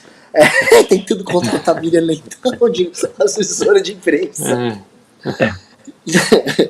Então, vambora, vamos fazer se você tiver tempo aí, Paulo, tá hiper convidado. Vamos sim. Eu tô, olha, Renan, aqui com falando assim, de coração, eu tenho muita admiração pelo trabalho de vocês, sou fã da turma aí do MBL, e o que eu puder ajudar vocês aí nesse trabalho de pregação desse projeto liberal para o país, com essa juventude de vocês, que é tão importante nesse momento, contem comigo e, enfim, estou à disposição, sempre que me convidarem, estarei aqui com o maior prazer fazendo essa conversa. Então, e aproveitar também para agradecer o Cristiano de ter participado conosco aqui dessa conversa, que é um amigo querido que eu tenho, enfim, que é uma pessoa que realmente eu vou começar a pensar seriamente em transferir meu título eleitoral, que eu acho que ainda dá tempo, do Rio de Janeiro para São Paulo, para votar aqui no nosso Beraldo, no ano que vem. Então, Valeu, Paulo. Obrigado. Eu vou te falar um negócio, Paulo. Você pretende votar no Beraldo? Imagina uma chapa que vota pro Beraldo para estadual, Kim para federal, o Rene para senador, Arthur governador. Você tá faltando um presidente aí na conta. Mas pelo amor de Deus. Esse presidente vai acabar aparecendo aí uma hora dessa. Mas olha, Renan, eu, enfim, me despeço aí de vocês com o maior agradecimento de ter me convidado para essa conversa, que foi ótima. E espero que o teu eleitorado aí, teus participantes também tenham gostado. Maravilhoso, obrigado demais, Paulo. Valeu mesmo. Beraldo, agora é a tua. Valeu, bom, prazer enorme, um privilégio estar aqui com o Paulo e com você, Renan, bater esse papo aqui onde a gente consegue extrair desse testemunho do Paulo que viveu ali intimamente aquele núcleo do Bolsonaro e do entorno dele, para que a gente consiga depreender o que passa na cabeça daquela turma. Né? E as coisas que ele fala deixa muito claro que esse discurso do gado, desses bolsonaristas que vão, né, criando desculpa para tudo, você mencionou o Constantino, né, que já está tendo muita dificuldade de concordar com as medidas que o governo vem tomando, não tem susto. É daqui para pior, porque ali não tem qualidade intelectual, não tem preparo. Você tinha comentado sobre a questão do Paulo Guedes, né, se ele saísse e tal, mas é aquilo que você mesmo falou, outra pessoa séria ou alguma pessoa séria não vai aceitar sentar naquela cadeira nesse momento. E diferente da Dilma, que tinha o PT com 30 anos de história, com diversos economistas, independente da gente concordar ou discordar, mas pelo menos sai um, tem outro. Tem economista, tem engenheiro, tem advogado, tem psicólogo, tem filósofo, tem tudo. O Bolsonaro não. O Bolsonaro tem aquele núcleo ralé dessa turma aí das forças policiais e advogado, como é o caso daquele rapaz que foi lá para o Tribunal de Contas, que eu me esqueci o nome dele, cujo pai era chefe de gabinete do Bolsonaro, que é advogado, porque esse é o universo dele, é o submundo e os advogados para poder proteger as cagadas ali que vão acontecendo. Então, não tem como melhorar, não vejo nenhuma possibilidade e vou me permitir aqui discordar do Paulo. Eu acho que a gente está caminhando para o cenário de impeachment, que pode ser uma luz no fim do túnel necessária para a população respirar um pouco mais aliviada e que politicamente pode ser um movimento também que se viabilize dentro do Congresso para punir o Bolsonaro, para dar uma resposta a toda essa quantidade de crime que ele já cometeu aí, a má condição da pandemia e tantas outras coisas. Eu acredito que existe sim esse espaço e por isso a gente tem que ir para a rua, por isso a gente tem que falar com as pessoas do nosso entorno, do nosso núcleo de convivência e dizer a elas a importância, que é essencial que todos nós nos encontremos nas ruas no dia 12. Esse movimento, para ele ser relevante, como a gente precisa que ele seja, depende de nós. E a gente vai e vocês têm que ir também. Valeu, Beraldo. Renan, não esqueça de me convidar para participar lá do congresso do MBL. Que, enfim, eu acho que quando é que vai ser o próximo congresso? Dias 19 e 20 de novembro. Vai ser no... Não sei se ainda não sei, não posso dar spoiler da área, mas vai ser... Você que teve experiência com o Rock in Rio, o congresso do MBL, ele vai ser muito mais um festival de política e rock, inclusive, vai ter banda e vai ter show e tal, do que um congresso normal. Então ele vai ser muito diferente, vai ter competição entre os participantes, a gente vai fazer um congresso simulado, a gente vai simular o Congresso Nacional, com o Kim presidindo, com deputados lá de Brasília participando junto com os participantes, ou seja, a pessoa vai poder, junto com o deputado, simular. A gente vai ter, assim, vai ter uma gincana louca, igual acontece muito em universidades americanas. Vai ter show, vai ter DJ, vai ter tudo. Se preparem, que vocês vão sair da pandemia num clima bem louco no Congresso da MBL. E Paulo, não está convidadíssimo apenas para ir lá assistir, você está convidado para participar, que vai ter painel e tudo mais. E não só você, como o André também. Então, estamos construindo, o Congresso vai ser muito legal. Olha, da minha parte, o seu convite está aceito. Maravilhoso. Então, preparem-se, porque vai ser muito, muito legal. Agradeço demais, Paulo, agradeço demais, Beraldo. Obrigado, programaço.